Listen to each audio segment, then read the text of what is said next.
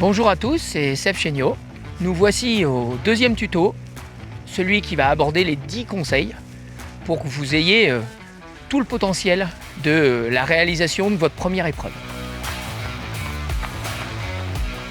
On va débuter par le matériel. Il va falloir choisir une paire de chaussures qui soit vraiment bien adaptée à votre pratique, à votre pied.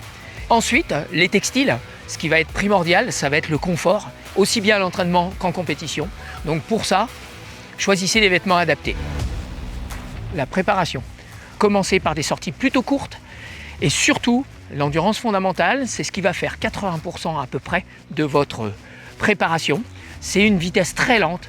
Alors beaucoup ne comprennent pas l'utilité, pourtant au niveau musculaire et cardiovasculaire, c'est très important et ça va être la base en fait de votre préparation. Conseil dans le conseil, la préparation physique va être très importante.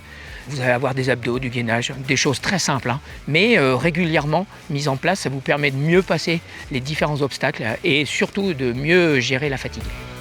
Par rapport au travail en montée, vous allez avoir la possibilité de monter avec les mains sur les genoux ou de monter de manière très naturelle.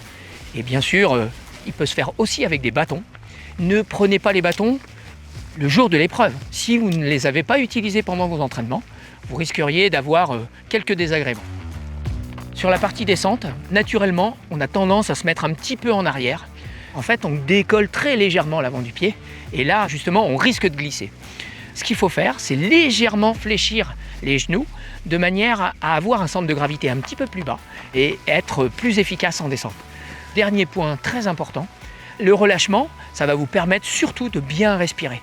En fait, on a tendance à se bloquer au niveau du haut du corps lorsqu'on fait du travail en descente.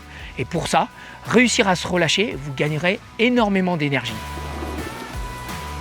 La gestion de la météo.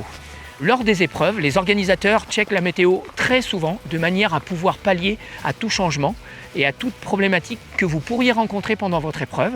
Donc écoutez bien, prenez bien les informations et surtout le matériel qui soit vraiment bien adapté à ça. Pensez que vous ne prenez jamais trop de vêtements. Il vaut mieux trop que pas assez parce que les risques derrière peuvent être vraiment importants. Hydratation, nutrition, primordial. Planifiez ce que vous allez manger de manière à emmener les quantités nécessaires et pensez à bien boire et à bien manger régulièrement de manière à ne pas avoir de baisse de régime et être pleinement satisfait de votre épreuve. En amont, il vous faut faire un plan sur ce que vous allez rencontrer au ravitaillement, les espacements entre chaque. Et ça va être important de bien le gérer et le planifier avant votre épreuve.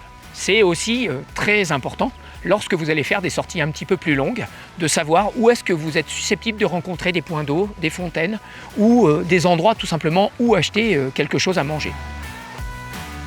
Sur la gestion du corps, déjà, ne partez pas trop vite et surtout, écoutez votre corps. Les douleurs, les petites choses qui vont vous pourrir la vie, ce sont des messages de votre corps. Donc écoutez tous ces messages-là, c'est très important. La préparation mentale. Visualisez votre épreuve, ça vous permet vraiment de vous projeter. Il y a des moments qui vont être difficiles, il faut rester positif, il faut rester vraiment dans l'optique de réussite. Pensez à lever la tête, à profiter des environnements dans lesquels vous allez évoluer.